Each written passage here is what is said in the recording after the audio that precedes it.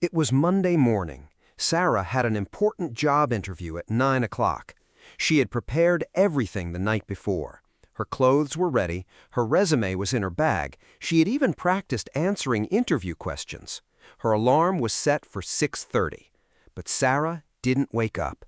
At 7:45, she suddenly opened her eyes. She looked at the clock. For a second, she just stared at it. Then she jumped out of bed. Oh no, I'm late. Our first expression is very simple. I'm late. We use it when we don't arrive somewhere at the expected time. For example, I'm late for work. Sorry, I'm late for class.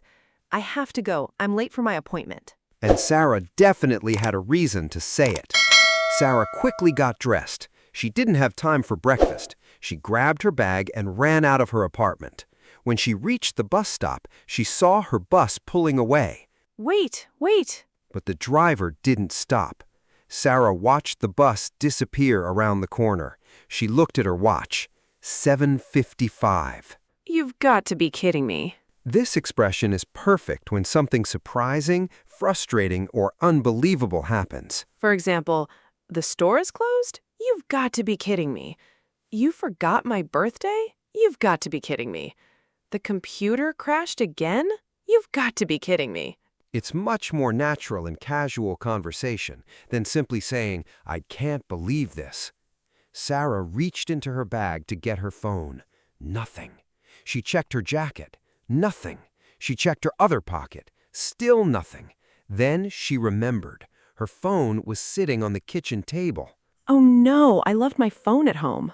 We use leave when we put something somewhere and then go away without taking it. For example, I left my keys in the car. I left my wallet at the restaurant. I think I left my bag at the office. So don't say, I lost my phone at home if you know you simply forgot it there. Exactly. If you know where it is, left is the natural word. Sarah looked at the time again. 8 o'clock. Her interview was less than an hour away. She needed transportation immediately. Luckily, she found a taxi. She got inside. The business center on King Street, please. Sure. The taxi started moving, but the traffic was terrible. Sarah kept looking at the clock.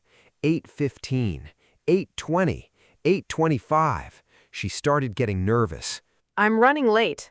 I'm running late means you're behind schedule. You don't have to be physically running. You can say, sorry, I'm running late. I'm running a little late for work. I'm running late, but I'll be there soon. This is one of those expressions you'll hear constantly in everyday English. Sarah looked out the window. The traffic wasn't moving. 8:35. She started worrying.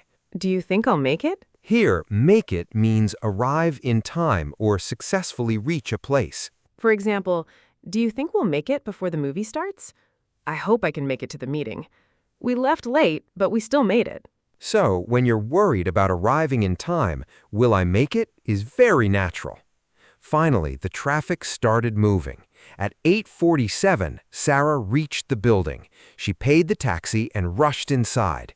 She saw an elevator. The doors were closing. Hold the elevator. Someone pressed the button. The doors opened. Sarah stepped inside. She was breathing heavily. She really needed to hurry. Hurry up means do something faster. For example, hurry up and get dressed. Come on, hurry up. The movie is starting. Just remember that your tone matters. Hurry up can sound impatient. So with friends and family, it's very common. In formal situations, you might say something more polite. Sarah reached the office. A receptionist smiled. Good morning. You must be Sarah. Yes, I'm here for the interview. Great. Please have a seat. The manager will be with you shortly. Sarah sat down. She looked at her hands. They were shaking slightly. Her heart was beating faster. I'm nervous. We use nervous when we feel worried or uncomfortable because something important is about to happen. For example, I'm nervous about my exam. I always get nervous before presentations. I was nervous before my first job interview. It's especially useful when talking about situations where you're worried about how you'll perform. A few minutes later, the manager opened the door. Sarah? Yes. I'm David. Nice to meet you. Nice to meet you too. Come in. Don't worry. Take your time. Sarah smiled. She walked into the room and sat down. Take your time means don't rush. For example, take your time, there's no hurry. Take your time and think about your answer. Take your time, I'm listening. It's a very friendly and reassuring expression. David looked at Sarah's resume. David, so Sarah, tell me about yourself. Sarah took a deep breath. She had practiced this question many times. Well, I've been working in marketing for 3 years. I enjoy working with creative teams, and I'm always interested in learning new things. This is one of the most common interview questions. Tell me about yourself usually means tell me briefly about your background, experience, skills, and interests. A natural answer might be, I've been working in sales for 3 years. Or, I recently graduated from university, and I've been working in customer service. You don't need to tell your entire life story. Exactly. Keep it connected to the situation. Sarah continued talking about her previous job. I worked on several marketing campaigns. As a matter of fact, I worked on a campaign very similar to the one your company launched last year. David looked interested. As a matter of fact means actually or in fact. For example, as a matter of fact, I've already finished the project. As a matter of fact, I know him. As a matter of fact, we met last year. It can be useful when you're adding information that strengthens what you just said. David asked Sarah several questions. She answered them confidently. Then he said, "Your experience is actually very similar to what we're looking for." Sarah smiled. She hadn't expected that. Really? I didn't expect that. We use this when something happens that we didn't think would happen. For example, you remembered my birthday? I didn't expect that. They offered me the job immediately. I didn't expect that. The restaurant was much better than I expected. I didn't expect that. It's simple, natural, and very useful. David explained more about the position. Sarah listened carefully. She wanted to understand exactly what her responsibilities would be. Would you mind telling me more about the position? Of course. Would you mind is a polite way to ask someone to do something. For example, would you mind opening the window? Would you mind waiting for a moment? Would you mind explaining that again? It's especially useful in professional and polite conversations. David explained how the team worked. Sarah listened. Then she nodded. Okay, that makes sense. We say that makes sense when something is clear or logical to us. For example, oh, now I understand. That makes sense. You want to save money before buying a house? That makes sense. Let's leave early to avoid traffic. That makes sense. And if you don't understand, you can say, "I'm not sure I understand." Sarah looked at the clock again. She couldn't believe it. Almost an hour had passed. The interview had gone much better than she expected. David smiled. You've prepared very well. Thank you. If you keep developing your skills, before you know it, you'll be ready to lead your own projects. Before you know it means something will happen sooner than you expect. For example, keep practicing and before you know it, you'll be speaking English confidently. Summer will be here before you know it. You'll finish the course before you know it. It's often used when talking about time passing quickly. The interview finally ended. David stood up. It was very nice meeting you, Sarah. Thank you. It was nice meeting you too. We'll review everything and I'll get back to you soon. This means I'll contact you again later, usually with information or an answer. For example, let me check and I'll get back to you. I'll get back to you tomorrow. I'm not sure yet, but I'll get back to you. You'll hear this expression a lot at work. Sarah left the building. Outside, it had started raining. She didn't have an umbrella. She laughed. After everything that had happened that morning, a little rain didn't seem important anymore. She started walking toward the train station. And here's another very useful expression, on the way. We use on the way when something happens while you're traveling somewhere. For example, I'll buy some milk on the way home. I saw an old friend on the way to work. Can you pick me up on the way? Very common everyday English. Sarah stopped at a small cafe. She was hungry. She called her friend from the cafe phone. Should I get a sandwich or a burger? It's up to you. It's up to you means you can make the decision. For example, where should we go tonight? It's up to you. Or, do you want coffee or tea? It's up to you.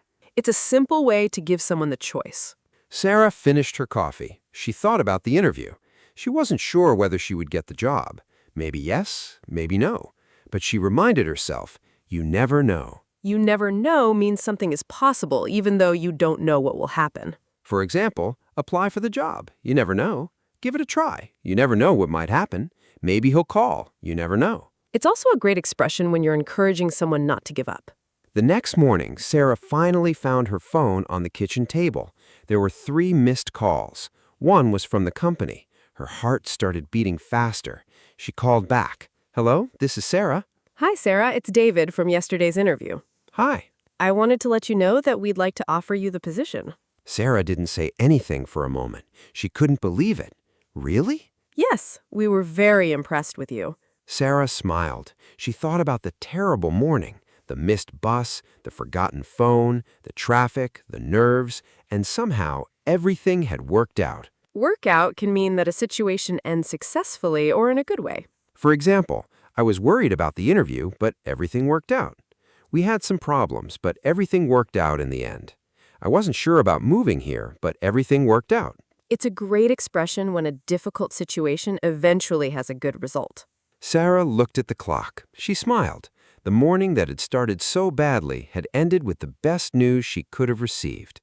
She had learned something, too. Sometimes things don't go according to plan. Sometimes you miss the bus. Sometimes you forget your phone. Sometimes you're nervous. But that doesn't mean the whole day is ruined. Sarah smiled and said, "You know what? It was worth it." We say it was worth it when something was difficult, expensive, tiring, or uncomfortable, but the final result was good enough to make it worthwhile. For example, the course was difficult, but it was worth it. The trip was expensive, but it was worth it. I studied for months, and it was worth it. Sarah's morning was stressful. But she got the job. So yes. It was worth it. And that's how Sarah went from "I'm late" to "it was worth it." And along the way, we learned 20 useful English expressions. But don't just listen to them once and forget them. Pick 5 expressions that you think you could actually use. Maybe, I'm running late. I'm nervous. That makes sense. I'll get back to you. Everything worked out. Now make your own sentences. And say them out loud. Because knowing an English expression is one thing, Using it naturally is another. and that's what we're practicing here. English through stories.